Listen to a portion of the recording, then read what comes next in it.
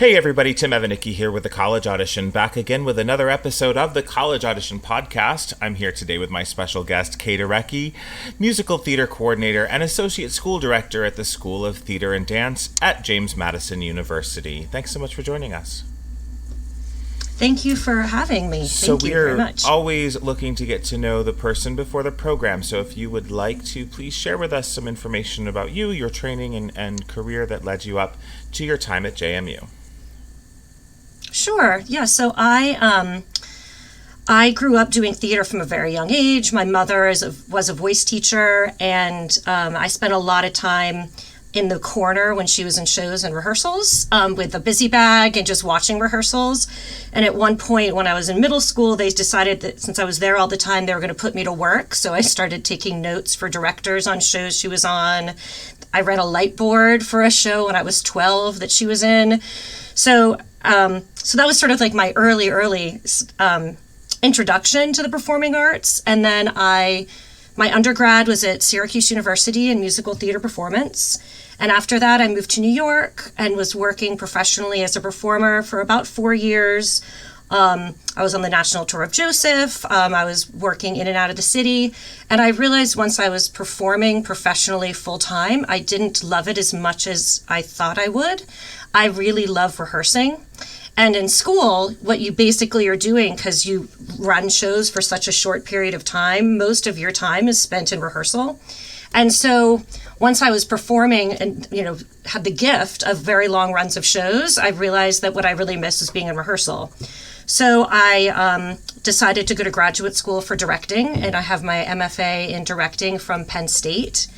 And after that, I spent a few years freelancing, doing some teaching. I taught part-time at Plymouth State University in New Hampshire, and then in between, I was freelancing professionally as a director.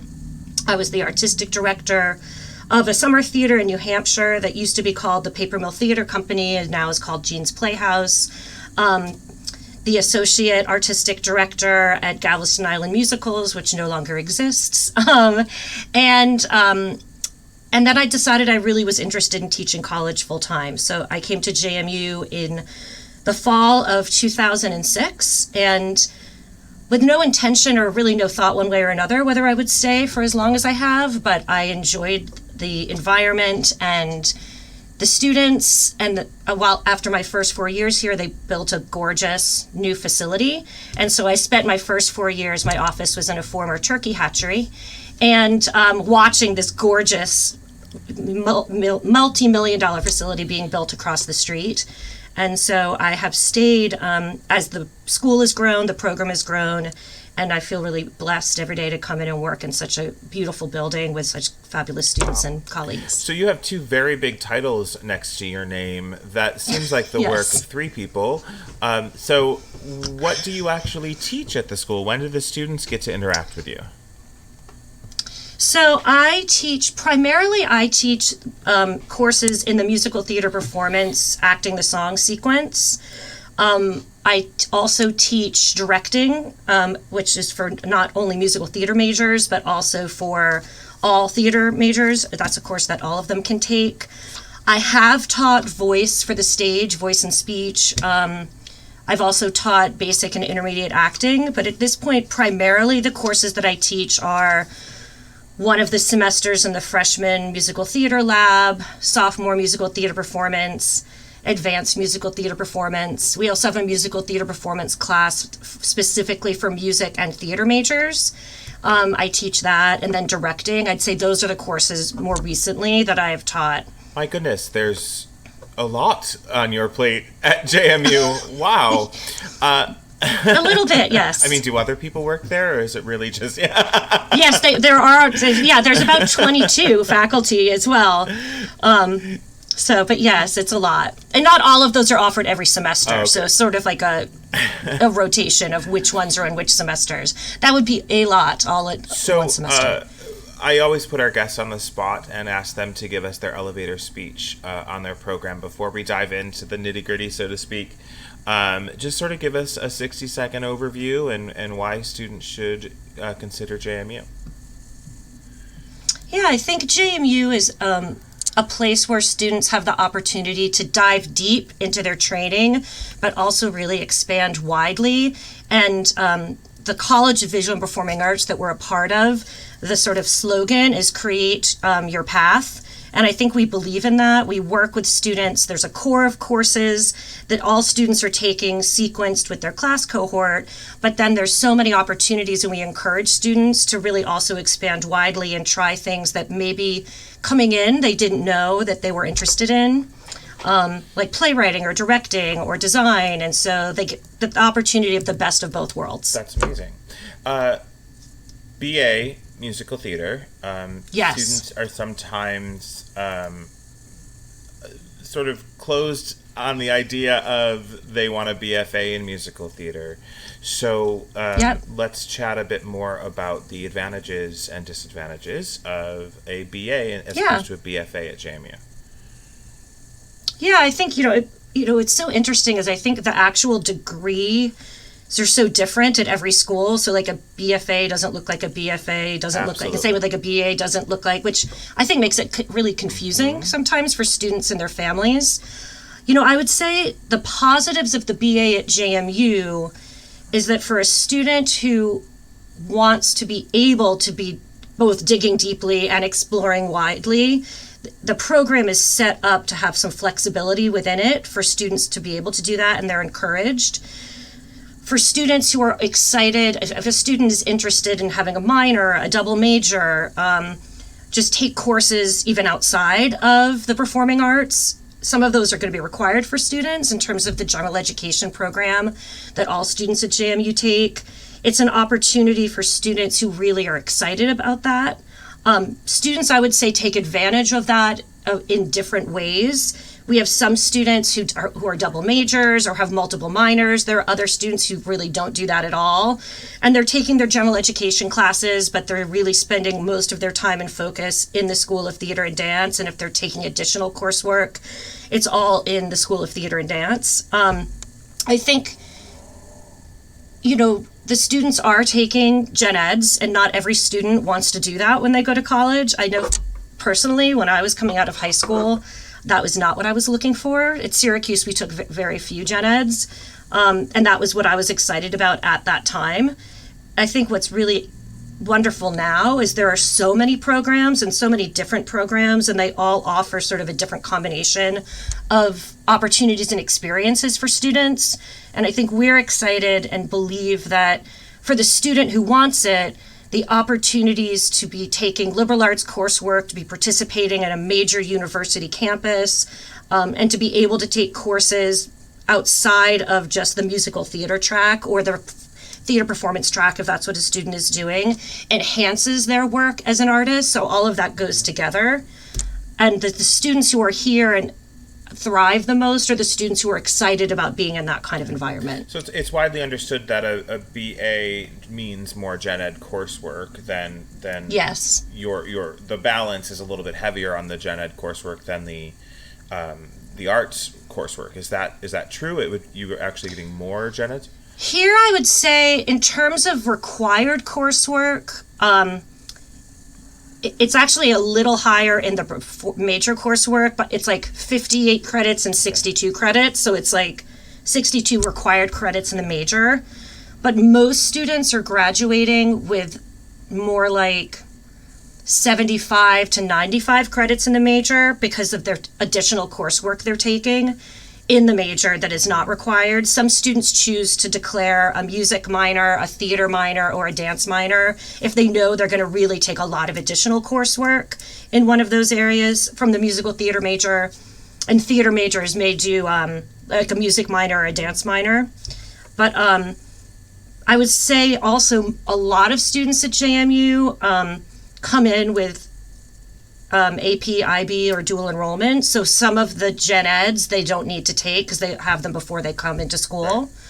So I think depending on the student, it's probably anywhere from like 50-50, but I think even most students it would be somewhere between 60-40 and maybe 70-30 between courses in the major and courses outside of the major. So walk me through what a freshman schedule would look like for an incoming MT student. Yeah, so for the MT students, they are in one or two dance classes, and that's up to their choice. We set it up so they can take two, they're required to take one.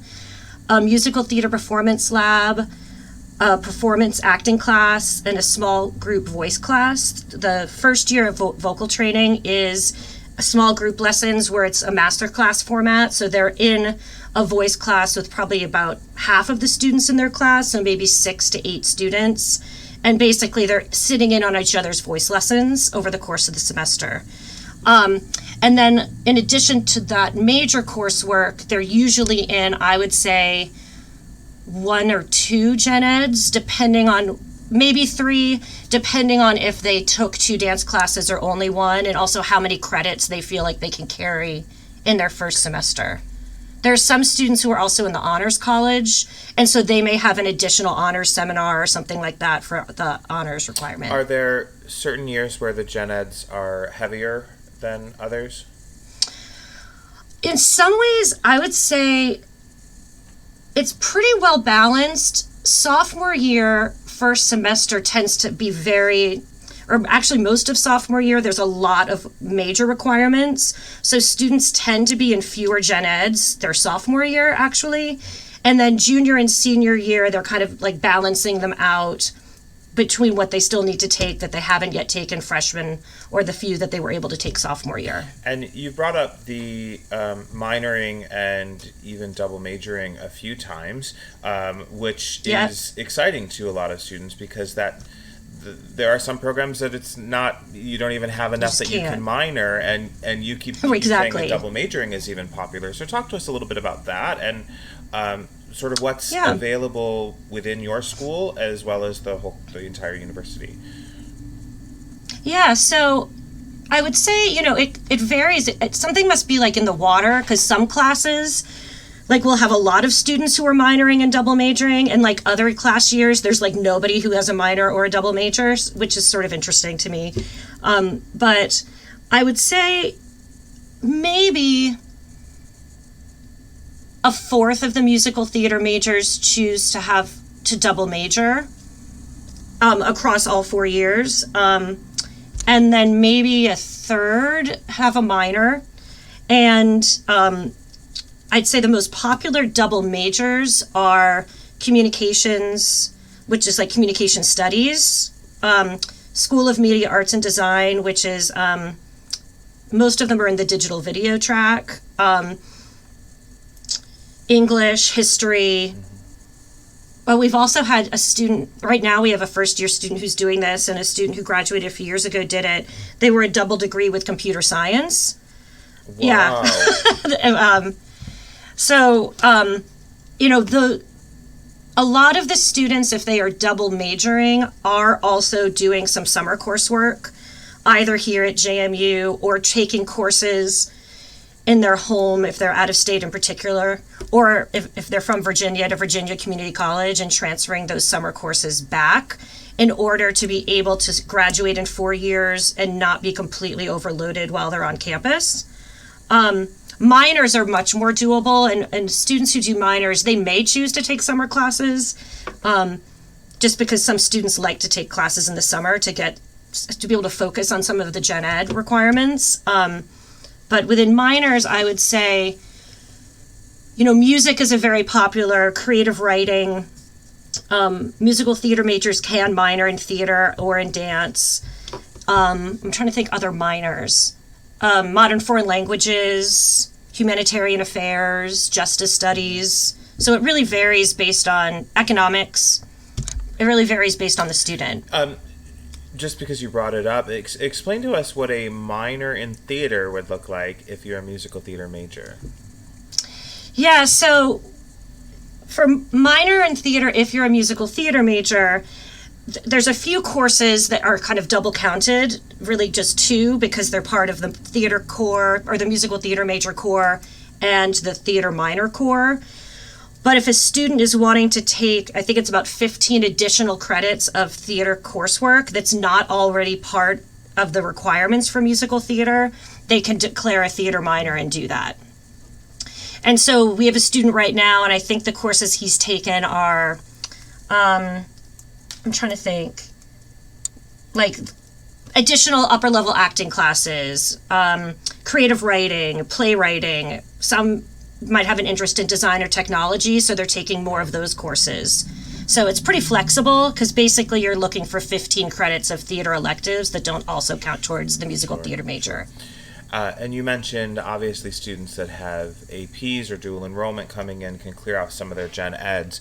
Are students allowed to test up as far as levels in dance and music theory courses and things as well? Yep. So for dance, we, based from the audition, actually, we place students, or we give them the options that we think are the dance level for them coming in. So a beginning dancer would be in beginning level classes, and a more advanced dancer would be in the more advanced dance classes, usually with freshman dance majors, the levels that those dancers are in. And so students can definitely, instead of putting all freshmen in a freshman dance class, whether they've never danced a step in their life or they've been dancing before they could walk, we separate them into the appropriate level for them. It just seems it works better for everybody because the less advanced dancers aren't totally intimidated, and the more advanced dancers aren't frustrated by things maybe moving slower than they would like. And then with keyboarding and music theory, students have the opportunity to test out of that completely, or they can also potentially test into higher levels of music theory, especially if they're doing a music minor, and that's something that interests them. And talk to us about performance opportunities for students while they're there.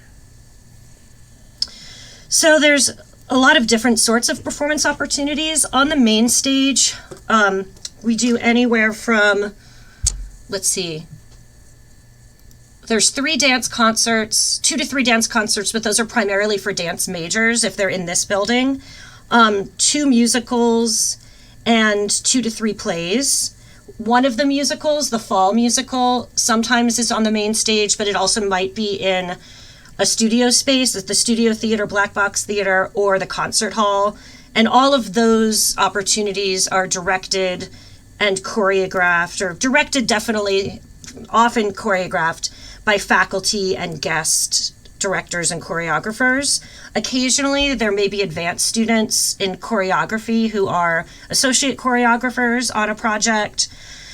But all of this main stage season is, for the most part, directed by faculty and visiting professional guest artists. And then we also have a really active student-directed series in our Black Box Studio Theater. And depending on the semester, students propose those semester to semester. And there's usually anywhere from 3 to 4 of those each semester. And depending on what is proposed and voted on by the students, 1 or 2 of those may be a musical. And so there's, per year, there'd be like 6 to 8 of those shows, and maybe 1 or 2 or 3 might be musicals as part of that.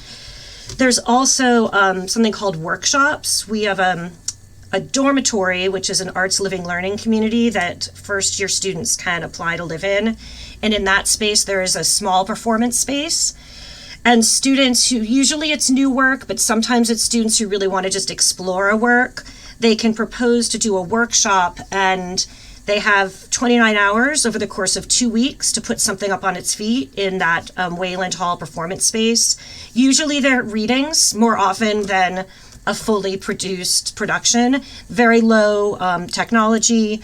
And again, depending on how many are proposed, I would say there's anywhere from 3 to 6 of those per semester.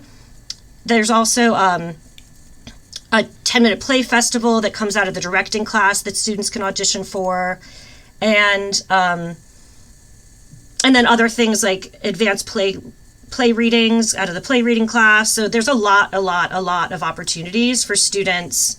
I find that if a student wants to be involved and they're auditioning for everything, there will be something that they will be able to be involved in. And you have a pretty exciting facility there, and you touched on that, I think, as you were recounting your days in the turkey hatchery. Can you tell us... This was a significant upgrade. Could you tell us a bit about those incredible facilities? Sure. So the Forbes Center for the Performing Arts has the Roberts Center for Music Performance and the SD Center for Theater and Dance. And so we share the facility with the School of Music, although it's sort of it's almost like cut in half by a lobby. Although we work nicely with one another, just the spaces, the performance spaces are sort of divided by a lobby. And so for performance spaces in the facility, there's a 400 to 450 seat, depending on how it's configured, main stage theater, a flexible black box theater that, depending on how it's configured, can seat up to, I think, 200 people, a dance performance space that also doubles as a dance classroom. The seats sort of come out of the wall, and then they can go back into the wall, and that has seats, I think, about 250 in that space. And then there's also a concert hall that can seat, I think, up to 600, and a recital hall that I think is around 150 to 200. We primarily are using in theater and dance the main stage, the black box theater, and the dance performance space, although occasionally we have done our fall musical or a musical review of, or a concert in the concert hall. And very, very occasionally we've gotten to use the recital hall. Often that's been more for like if we're doing a reading of a musical or something like that, because that space gets used a lot by the School of Music in terms of junior and senior recitals. And then within the facility for the School of Theater and Dance, all of our faculty offices, classrooms, shops are all within the SD wing of the Forbes Center. And then in the Roberts wing, there's also a large rehearsal room that we often will use when we're doing pit rehearsals or like Sitzprobe rehearsals with the orchestra and musicals. There's practice rooms. And then right across the street is the music building where there are additional classrooms and practice rooms. That sounds wonderful. Tell us. Yeah, definitely better than the turkey hatchery. Tell us about any film opportunities for MT students. That's a very popular question that we're getting as of late. Yeah. So there is a class that students are usually eligible to take when they're juniors or seniors. It's a acting for media class, and a lot of the students in that are musical theater majors, taking it as an elective. And then also through the School of Media Arts and Design and their digital video concentration, there's a lot of student film on campus, and a lot of our students audition for and are involved in those student films.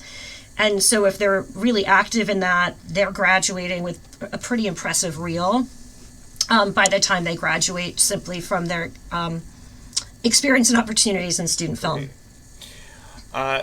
And tell us more about other key faculty members that are there that the students are going to interact with often. Yeah, so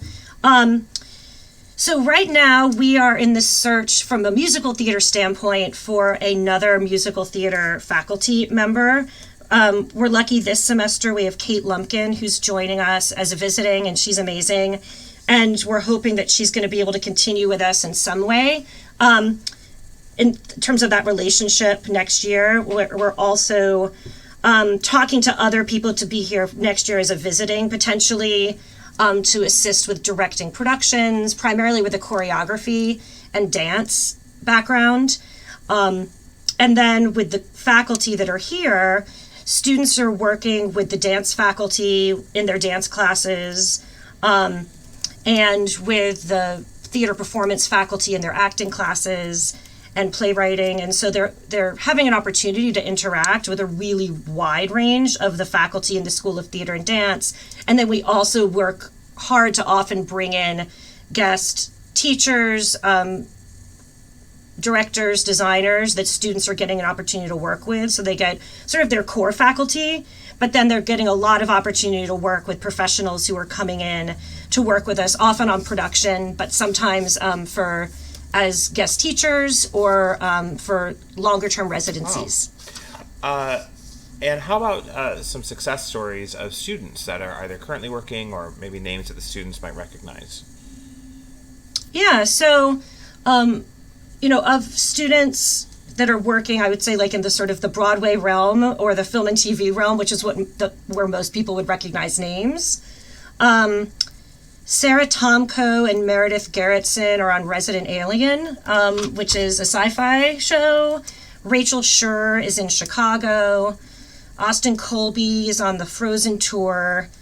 Corey Hummerston was in Book of Mormon and then Hello Dolly, and was serving as sort of one of the resident dance captains on Book of Mormon for a really long time.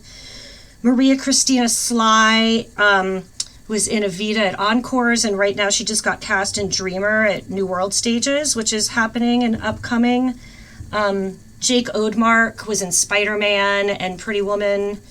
And so there's, Jacob Dickey is in Company on Broadway, and he was previously in Emojiland in Aladdin. So there's quite a few students who are working in that sort of Broadway film and TV world. We also have quite a few students who choose to potentially work in the DC market, and they're very successful there. Ricky Drummond, who's very successful in the DC market as a writer and an actor and a director and a teacher.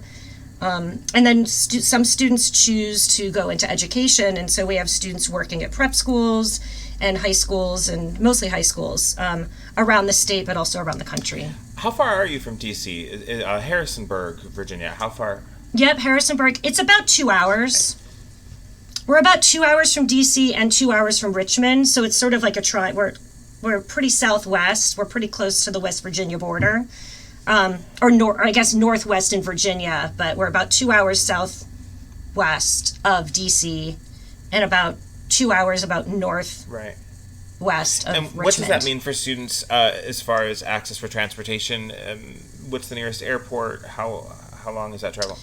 Yeah, so there's a few different options. So the nearest airport is this like tiny little airport, the Shenandoah Valley Regional Airport, which it kind of seems like a Saturday Night Live skit where like the person who sells you your ticket then is the person who sees you through security, and then is the person who like flags you to get on the plane.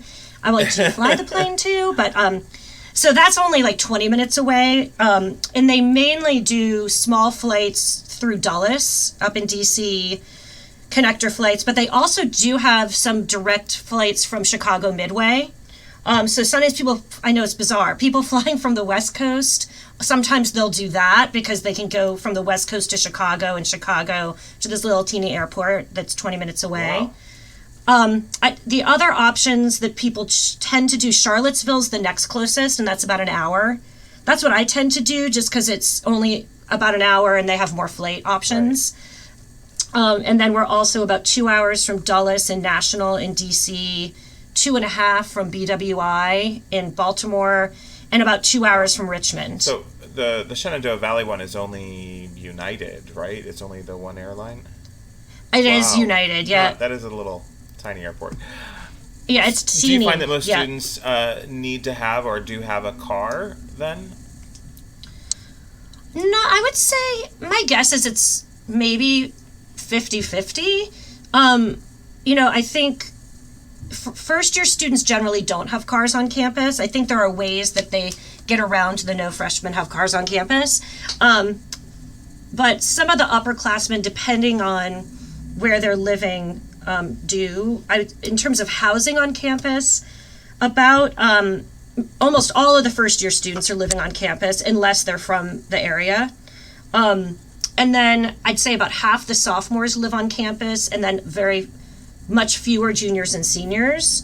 But the campus is sort of surrounded by both houses that have been converted into student housing, but also, in a way, it's like JMU kind of outsourced its off-campus housing, or like it's, instead of having a mass of student apartments that university is managing, there's just complexes that are all students. The bus system in Harrisonburg is the same bus system that the campus uses, so the students can use the city bus system for free. And then also some of the housing areas that are student-focused have their own shuttle buses as well. And so it really just seems to vary between if students choose to have cars or do not. It seems there's a lot of carpooling that goes on if students are trying to on breaks and things like that. And I know some of the students, because I was talking with them, we're on spring break this week, their roommate happens to be in state even though they're out of state, so they go home with their roommate who's going to take them to the airport or that kind of thing. So they seem to kind of find ways to work out the travel. It was just a question in my mind right now because when we're recording this is when students are starting to visit these colleges. So I'm getting a lot of questions about, well, how do I get there? Well, how is that convenient for us if I'm just sending them back for Thanksgiving break or something? So. Yeah, and the school does run at breaks. They run shuttles that take students to the major airports. Right. Tell us a bit more about Harrisonburg and the area. Students are going to leave campus at some point in their 4 years. So what is there to do? Yeah, I'd say Harrisonburg is a pretty typical college town. The campus itself is sort of, I guess, really 3 sections, but primarily 2 big sections. So the side of campus that the Performing Arts Center is on is the oldest part of campus, and it's called the Bluestone area. And that part of campus is walking distance to downtown, which is where there's lots of little boutiques and coffee shops and restaurants that are, for the most part, specific to Harrisonburg. So it's not where you're going to find Applebee's and things like that. And then on the other side of campus, which is called East Campus, that is closer to where you're going to find more of the Outback Steakhouse and Olive Garden and Applebee's. And it's sort of walking distance to the Walmart and things like that. And so it sort of depends, I think, for the students, kind of what they're looking to do and what their experience is. I love the downtown area. There's a farmer's market every Saturday and Tuesday. There's actually also a farmer's market on campus when the weather's nice, which is pretty cool. But students, they'll go downtown, go to restaurants.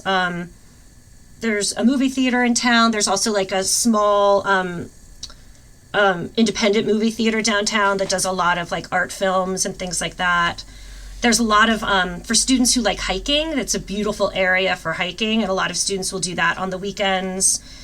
We have some student organizations, and in the fall, usually they go apple picking together. And, or when it gets a little later, pumpkin picking. So it's definitely, it's rural, but this town itself is technically a city, but it's really kind of just a nice college town. Nice.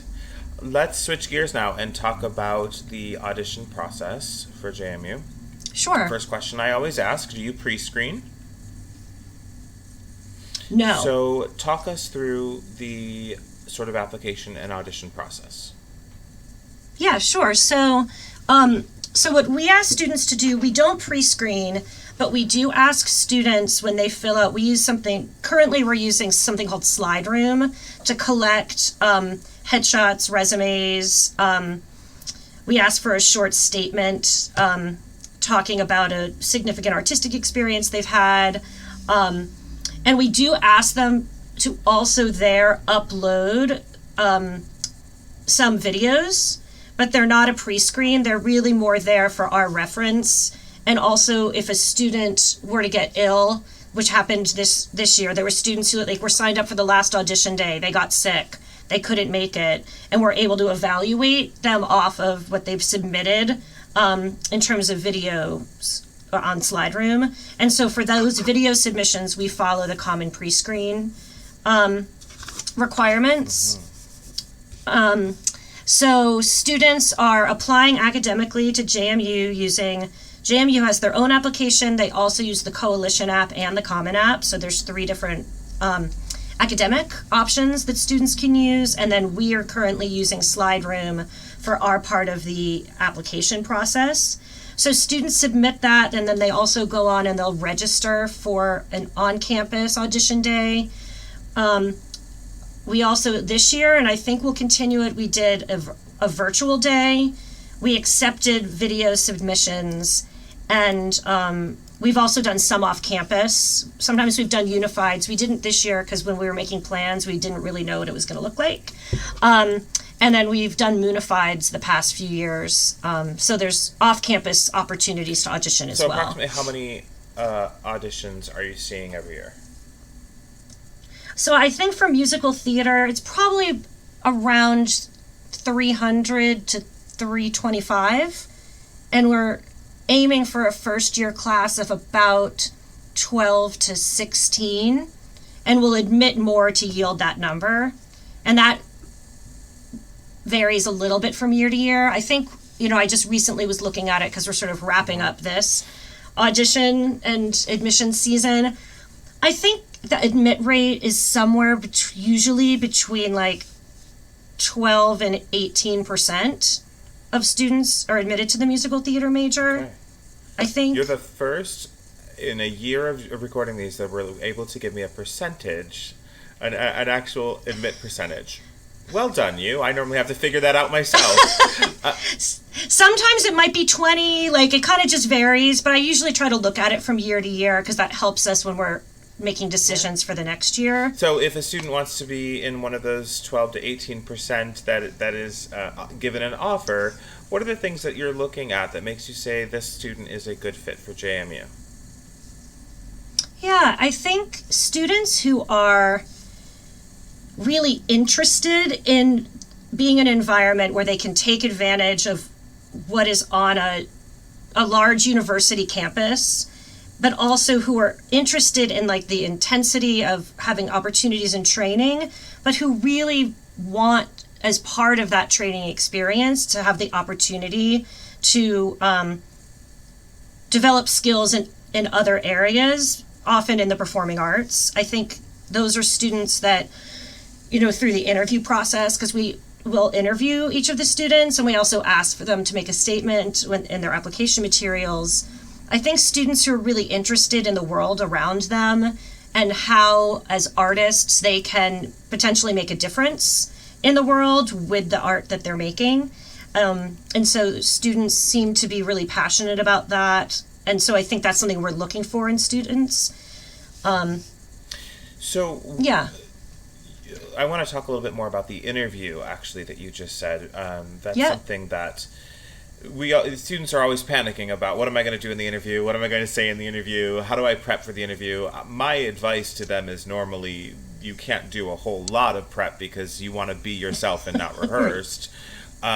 But you're actually one of the first schools as well that even acknowledge that there is that interview holds some significance. So talk to us about what sort of questions are you asking in the interview? You just said you're interested in students that are well-rounded and interested in the world around them, but give us some interview tips. Yeah. I mean, I think for us, sometimes the question that may get asked will vary a little bit based on sort of maybe what the students have put in their written materials. So sometimes we might ask them a question about something that they've submitted as being really significant to them. Sometimes we might ask them, sort of where do they see themselves? Like the way I usually word it is like, it seems really cruel to be asking you before you have graduated from high school where you hope to be or when you are graduating from college, but just let's play along and see. Just to get a sense of where they are right now in their thinking. Sometimes I'll be like, if there was like a book or a movie or a television show that I must see or read, what would it be? It kind of really varies. Sometimes it's if they have any questions for us. We often try to always give an opportunity for people to ask questions, but sometimes you learn a lot about a student and the questions they have to ask you. I always suggest, because, when students are on campus, we have a lot of students, we have an information session, and then we have a lot of students who are here talking to them. So sometimes when the student comes into the room, they feel like they've had all their questions answered. I always would recommend just ask it again, just because sometimes it's less about the student getting the answer to the question, but the person who's interviewing them getting a sense of what they're asking, and just be themselves, just be really themselves, and not be afraid to have a conversation with a stranger, exactly, and be open enough to be yourself. I think that students often picture it as like an onstage question at a pageant, where it's not. No. It's a conversation starter. Exactly. And sometimes I'll have students ask me, we'll have students ask questions about ourselves. They're like, so what is it about, about JMU that you love? But sometimes that it's like, well, what book would you read? Well, what book would you recommend? So, I think that's great. Okay. So you actually like them. Like as part of that conversation. You like them turning the tables around on you because. Yeah, I think that's fine. Yeah, because it's getting a sense of, who they are and what they're going to be like in the classroom and as part of the community. I mean, I think, for us, for students, it's like where they're going to spend the next 4 years. But, the people that you go to college with are also like the people who like are at your wedding, or like, they're kind of your group of people that, or at least one big part of them. And, I think as an educator, the students that I've worked with, 15 years ago, like I still keep in touch with a lot of them, and they're still contacting me, and they've become friends. And more recent alumni, they're just, like, they're texting me all the time, questions, and so I think it's really for students to remember that the audition day, and if there's an interview, it's just as much an opportunity for the students to see if this is like a place where they feel like it could be their artistic home, and a group of people who they could grow with and maybe continue to grow with past college, as much as the school is trying to figure out, like, if we think what the student is saying they want is a good fit for what we know we have to offer. Kate, as we start to wrap up today, tell us something that you are looking forward to. Let's see. Well, I would have said last week spring break, but now I'm on spring break. I'm really looking forward. So we're getting ready to film our virtual senior showcase, and that's going to happen when we get back. Kate Lumpkin's been working with the students, and we actually have a student who's a really advanced videographer who's been doing it professionally while he's been a student at JMU for the American Shakespeare Center in Stanton, which is close by. And so I'm looking forward to seeing all of the students' work that they've been working on for the virtual senior showcase. And I'm looking forward to, I really enjoy when students revisit, like students who've been admitted and student visits. I think that's really exciting, an opportunity to get to meet some of the students who may end up choosing to come here. So I'm looking forward to that. Yeah. Wonderful. If students and parents are looking for more information on JMU, what's the best way to get in touch? Probably the best way is they can email me, and I can spell my email address. They can also go to the website and get it, but my email address is areckhm@jmu.edu. It's basically my last name without the I, my first and middle initial, and then @jmu.edu. Well, they made that easy, didn't they? They did, didn't they? Yeah. But it's also right on the School of Theater and Dance website, and there's a link there where people, if they have any questions, they can feel free to email. Well, Kate, thank you so much for sitting down and chatting with us today about the really wonderful, interesting program at JMU, and we look forward to seeing your face around here in the near future, working with our students. Great. All right. Thank you very much. Have a wonderful day. Thank you for having me. Bye-bye. For more information on the exciting training, workshops, and masterclasses offered by the College Audition, please visit us online at www.thecollegeaudition.com or follow us on Facebook, Instagram, Twitter, YouTube, and TikTok.